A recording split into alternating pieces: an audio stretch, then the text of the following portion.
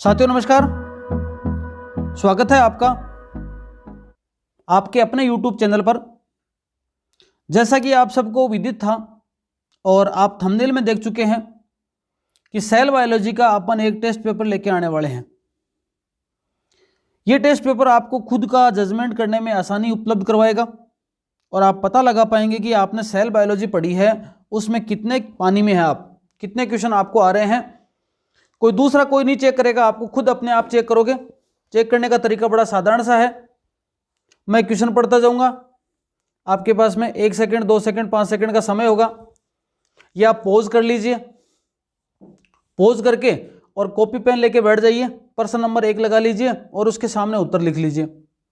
जब आप पूरे 40 प्रश्नों के उत्तर कर चुके होते हैं, जब आप वीडियो देख चुके होंगे, सारे लोग देख चुके होंगे, तो कल शाम तक आपको ये वीडियो है वो आपको टेलीग्राम चैनल पे विथ आंसर की मिल जाएगा।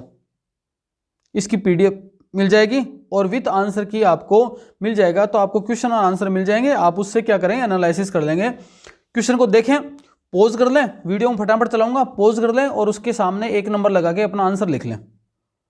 देखें, कोशिका चक्कर में सेंट्रियोल किस फेज में डुप्लीकेट होता है?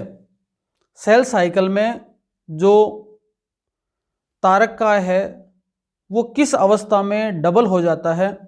G1 फेज में, S फेज में, M फेज में और G2 फेज में। 1 नंबर लगा लीजिए, उसके सामने आंसर लिख लीजिए। दूसरा क्वेश्चन है, कोशिका भित्ति में मध्य पटलिका किसकी बनी होती है? मध्य पटलिका का निर्माण किसके द्वारा होता है? सुबेरिन की बनी होती है, कैल्शियम पेक्टेट की बनी होती है, सेलुलोज की बनी होती है, लिग्निन की बनी होती है। आप आंसर 2 नंबर लगाएं और उसके सामने आंसर लिख दें। निम्न में से कौन सा कोशिकांग झिल्ली रहित कोशिकांग है? इन 4 में से एक कोशिकांग ऐसा है जिस पर झिल्ली नहीं पाई जाती, उसका नाम बताना आपको। क्या वो माइटोकॉन्ड्रिया है, लाइसोसोम है, पेरोक्सिसोम है या राइबोसोम है? अगला क्वेश्चन देखें, निम्न में से किस में डीएनए नहीं पाया जाता? इन चारों में से एक ऐसा है जिसके अंदर डीएनए नहीं होता। पेरोक्सिसोम में डीएनए नहीं होता, क्लोरोप्लास्ट में डीएनए नहीं होता, माइटोकॉन्ड्रिया में डीएनए नहीं होता या फिर केंद्रक में डीएनए नहीं होता। ये आपको आंसर में बताना है। 5वां प्रश्न देखें, समसूत्री विभाजन में गुणसूत्र स्पष्ट रूप से किस अवस्था में देखे जा सकते हैं? ऐसी कौन सी अवस्था है जिसमें गुणसूत्रों को आसानी से देखा जा सकता है? इंटरफेज में, प्रोफेज में, मेटाफेज में या टीलोफेज में? अगला क्वेश्चन देखें, पेरोक्सिसोम का संबंध किस कार्य से है? 4 काम दे रखे हैं, चारों कामों में से पेरोक्सिसोम कौन सा काम करता है? फर्मेंटेशन से संबंधित है, ट्रांसपोर्टेशन से संबंधित है, ट्रांसपीरेशन से संबंधित है या फिर फोटो रेस्पिरेशन से संबंधित है? आपको आंसर देना है। अगला प्रश्न देखिए 7वां, लाइसोसोम उत्पन्न किए जाते हैं क्लोरोप्लास्ट द्वारा, राइबोसोम द्वारा, गोल्जी बॉडी द्वारा, माइटोकॉन्ड्रिया द्वारा? आपको आंसर देना है। अब देखें, आप आंसर लिखना चाह रहे हैं, आपको लग रहा है कि आंसर क्या पता मैं सोचूंगा, सोच के दे रहे हो, तो फिर क्या करो, अभी पॉज कर लो, वीडियो को पॉज करके उसका आंसर लिख लीजिए, उसके बाद वापस ऑन कर लीजिए वीडियो को, फिर चलने दीजिए।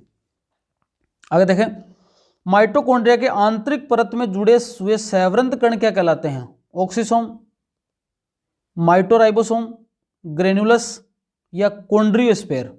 आंसर लिख लें अपना। अगला क्वेश्चन चले, तर्कु उपकरण निर्मित होते हैं, तर्कु उपकरण है वो किससे बने होते हैं? स्पिंडल एपरेटस हैं वो किससे बने होते हैं? एंडोप्लाज्मिक रेटिकुलम के द्वारा, पोलिसोम्स के द्वारा, सूक्ष्म नलिकाओं के द्वारा या स्पेरोसोम के द्वारा? आंसर लिख लीजिए अपना। अगला चलो, कौन सा कोशिकांग हाइड्रोजन पेरोक्साइड को रिमूव करता है? Peroxisome, microsomes, spherosome, Golgi body? आपको जो सही लगता है वो आंसर लिख लीजिए। बड़ा सरल प्रश्न पेपर बनाया मैंने, कोई हार्ड पेपर नहीं है, बस आपको अपना जजमेंट करना है। आगे देखें, अर्धसूत्री विभाजन की किस अवस्था में क्रोमोसोम में सेंट्रोमियर का विभाजन होता है? ऐसी कौन सी अवस्था है इसमें सेंट्रोमियर का विभाजन हो जाता है? पैकेटिन में, डिप्लोटिन में, एनाफेज फर्स्ट में या एनाफेज सेकंड में? अपना आंसर लिखे सामने। आगे चलें, रिक्तिका के चारों ओर उपस्थित झिल्ली क्या कहलाती है? वैक्यूल के चारों ओर उपस्थित झिल्ली क्या कहलाती है? साइटोप्लास्ट, टोनोप्लास्ट, एमाइलोप्लास्ट या इलियोप्लास्ट? झिल्ली का नाम बताना आपको। इन चारों में से कोई एक झिल्ली है जो कि रिक्तिका के चारों ओर पाई जाती है।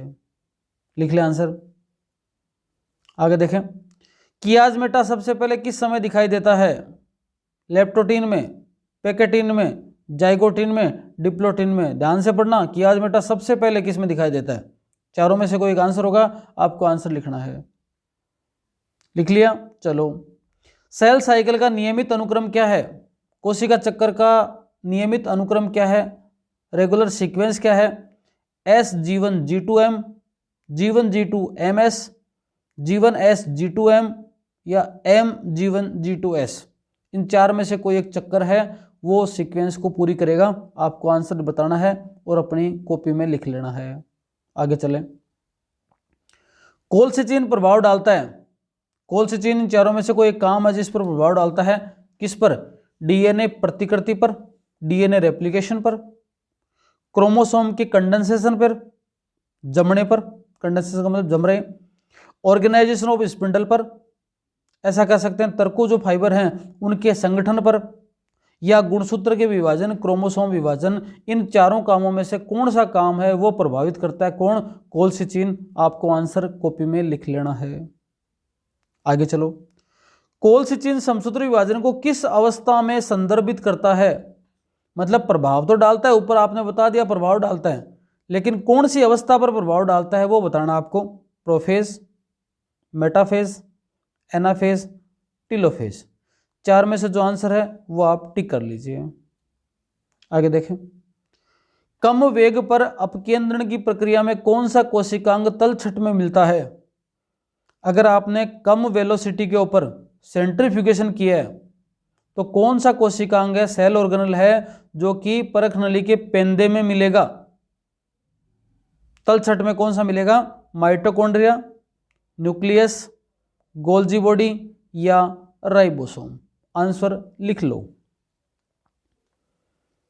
नेक्स्ट, एक पादप में अर्धसूत्री विभाजन के एनाफेज फर्स्ट में एक ब्रिज तथा एक टुकड़ा दिखाई देता है। यह इसलिए है कि पादप में क्या हुआ होगा? ट्रांसलोकेशन, एलोप्लॉइडी, पेरिसेंट्रिक इन्वर्जन या पैरासेंट्रिक इन्वर्जन? इन चार में से कौन सा काम हुआ होगा कि अर्धसूत्री विभाजन के दौरान अपने को एक ब्रिज और एक टुकड़ा दिखाई दिया? क्वेश्चन आया हुआ है यूपीएससी में। आगे देखो, प्रोटीन व आरएनए का संश्लेषण किस प्रावस्था में होता है? निम्न में से कौन सी प्रावस्था में प्रोटीन तथा आरएनए का सिंथेसिस होता है? G1 प्रावस्था में, G2 प्रावस्था में, S प्रावस्था में या M प्रावस्था में? क्वेश्चन का आंसर आप लिख लीजिए कि कौन सी अवस्था के अंदर प्रोटीन व आरएनए का सिंथेसिस होता है। अगला प्रश्न 20 नंबर लगाओ, पढ़ो, आंसर दो। निम्न में से कौन डीएनए संश्लेषण तथा कोशिका विभाजन के लिए अति आवश्यक है या आवश्यक है? Vitamin D, vitamin E, vitamin के या फोलिक एसिड? चार में से कौन सा डीएनए के निर्माण और कोशिका विभाजन के लिए अति आवश्यक है?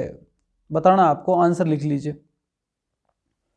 21वां प्रश्न देखो, निम्न में से कौन से कोशिकांग में कैटाबोलिक एंजाइम प्रचुर मात्रा में पाए जाते हैं? चार कोशिकांग हैं, उनमें एक ऐसा इसमें कैटाबोलिक एक्टिविटी खूब पाई जाती है। क्लोरोप्लास्ट में, माइटोकॉन्ड्रिया में, गोल्जी बॉडी में या फिर राइबोसोम में? 21 नंबर प्रश्न लगाएं और आगे उसका उत्तर लिख लें। कोई सा प्रश्न नहीं आ रहा है अभी, आपको बाद में देखना है तो आप उसके लिए अभी खाली छोड़ दो।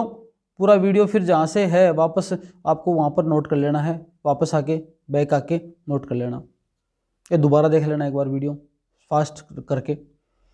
डेस्मोसोम किसका मॉडिफिकेशन है?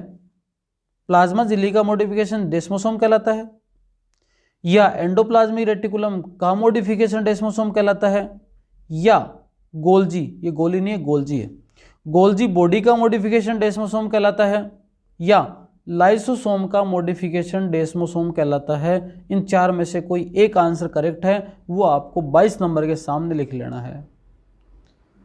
नंबर लगाएं 23, प्रश्न को पढ़ें। निम्न में से कौन एक प्रोकैरियोटिक भी नहीं है और यूकैरियोट भी नहीं है? इनमें से एक ऐसा जीव है, पादप, जंतु, कुछ भी हो सकता है, वो वायरस, पादप, जंतु, जीवाणु कोई भी है। इन चारों में से एक ऐसा है जो कि ना तो प्रोकैरियोट है और ना ही यूकैरियोट है। ऑस्ट्रिया, टीएमवी, खमीर या ईस्ट बोल सकते हो उसको, और ई कोलाई बताना आपको। आगे देखें, यूकैरियोटिक कोशिकाओं का साइटोस्केलेटन किसका बना होता है? यूकैरियोटिक कोशिकाएं हैं, उनका जो कंकाल है वो किसका बना होता है? कार्बोहाइड्रेट का। लंबी श्रृंखला वाले फैटी एसिड का, वसा अम्लों का, कैल्शियम कार्बोनेट का, प्रोटीन सूत्रों का। इन चार में से किसका बना होता है साइटोस्केलेटन? अंतःकंकाल, ठीक है, या कंकाल बोल सकते हैं इसको, कि जो है कंकाल किसका बना होता है? यूकैरियोटिक सेल का। इन चार में से कोई एक आंसर आपको देना है।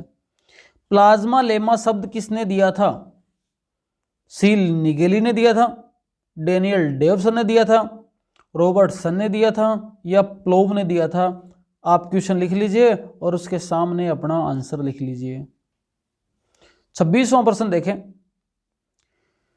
निम्न में से कौन सा कोशिकांग डीएनए रहित होने पर भी डुप्लीकेशन करने में समर्थ है? इनमें से एक कोशिकांग ऐसा है कि जिसके पास डीएनए नहीं है, उसके बावजूद भी वो क्या कर सकता है? डुप्लीकेशन कर सकता है अपना। प्लाज्मिड, माइटोकॉन्ड्रिया, सेंट्रियोल और केंद्रक या न्यूक्लियस। अगला प्रश्न देखो, सेंट्रियोल किस काम में भाग लेता है? प्लेट फॉर्मेशन को प्रारंभ करने में, स्पिंडल फॉर्मेशन को प्रारंभ करने में, केंद्रक निर्माण को प्रारंभ करने में, या कोशिका विभाजन को प्रारंभ करने में। फिर देखें, सेंट्रियोल किस काम में भाग लेता है? प्लेट फॉर्मेशन को प्रारंभ करने में, स्पिंडल फॉर्मेशन को प्रारंभ करने में, तर्कु निर्माण को प्रारंभ करने में, केंद्रक निर्माण को प्रारंभ करने में, या फिर कोशिका विभाजन को प्रारंभ करने में। इनमें से कौन भाग लेता है? सेंट्रियोल। आपको आंसर देना है। कॉन्ट्रेक्टाइल वैक्यूल संकुचनशील रिक्तिका का मुख्य कार्य क्या है?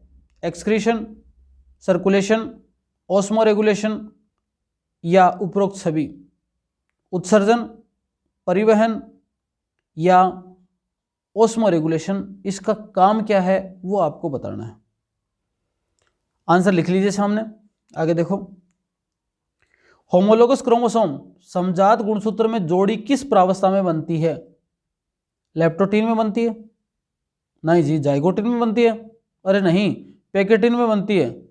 अरे नहीं। डिप्लोटीन में बनती है? किस में बनती है? मेरे को नहीं पता, आपको बताना है। चारों में से कोई एक आंसर सही होगा, लिख लीजिए सामने।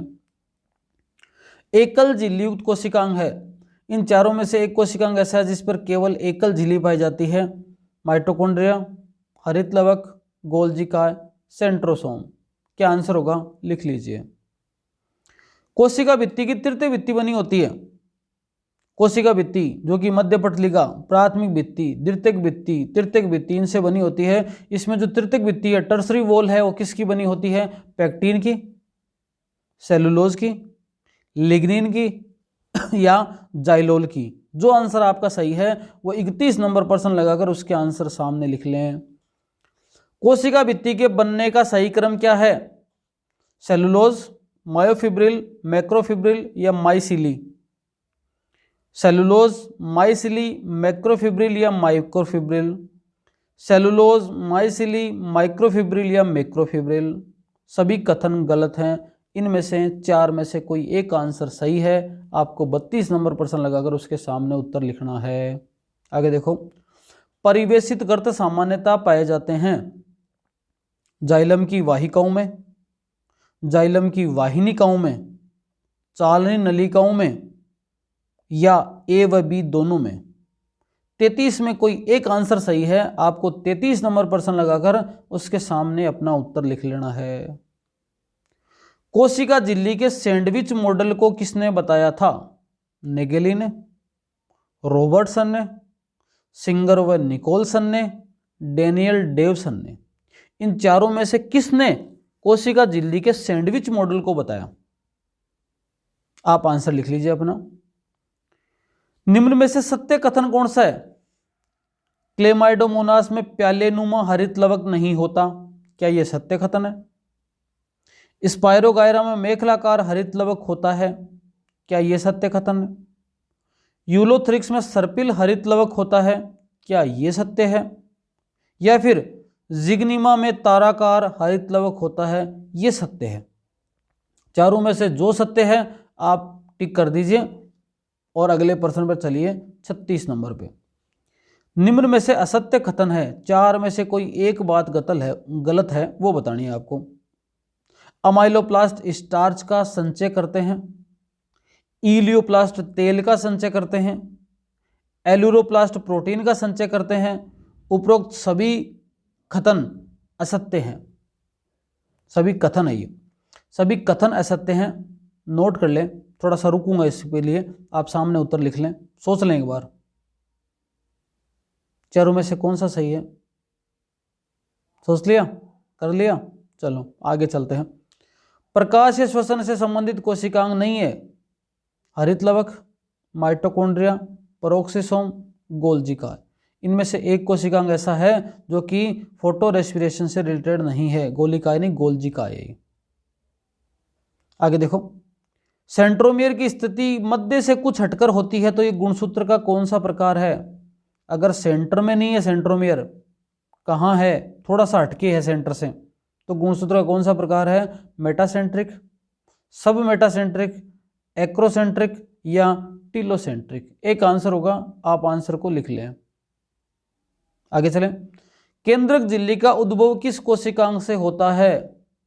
कौन सा कोशिकांग केंद्रक झिल्ली बनाता है? माइटोकॉन्ड्रिया, गोल्जिका, एंडोप्लाज्मिक रेटिकुलम या क्लोरोप्लास्ट हरित लवक। Mitochondria, Golgi body, endoplasmic reticulum या हरित लवक। आंसर सामने लिख लें। अगला प्रश्न देखें लास्ट का। कोशिका विभाजन के संदर्भ में असत्य कथन कौन सा है? असत्य कथन बताना है। जीन विनिमय अर्धसूत्री विभाजन में होता है, समसूत्री विभाजन में प्रोफेज छोटी होती है, समसूत्री विभाजन सोमेटिक कोशिकाओं में पाया जाता है और अर्धसूत्री विभाजन में पुत्री कोशिकाओं में गुणसूत्रों की संख्या जनक कोशिकाएं गुणसूत्रों की संख्या के बराबर होती हैं। इन चारों में से एक कथन असत्य है, इसको टिक कर लीजिए। पूरे 40 प्रश्न होने के बाद में पीछे कोई प्रश्न आपका रिवीजन के टाइप में या आपको दोबारा देख के करना है तो आप उसको रिव्यू कर लीजिए, प्रश्न को देख लीजिए, वीडियो को थोड़ा सा बैक ले जाएं, चेक कर लें। करने के बाद पूरे के पूरे प्रश्नों को आप करने के बाद अपने आंसर फिक्स करके रख दें, बाद में चेंज ना करें। कल जब मैं पेपर डालूं तो पेपर और आंसर अपने मिला लें और आप चेक कर लें कि आपके कितने नंबर आते हैं, जिससे आपको खुद को एनालाइज हो जाएगा। इसमें गलती नहीं करनी है, नुकसान आपका ही है, मेरा कुछ नहीं बिगड़ना। आप 40 के 40 बताओगे तो भी बढ़िया है, अगर 20 आके 40 बताओगे तो भी नुकसान आपका है, मेरा तो कुछ नहीं बिगड़ना। तो चैनल को अभी तक सब्सक्राइब नहीं किया है तो सब्सक्राइब कर लें, दूसरे लोगों तक शेयर कर दें। आपका चैनल इसी तरह से चलता रहेगा, आपकी सहायता करता रहेगा। आज के लिए इतना ही, धन्यवाद, शुभ रात्रि।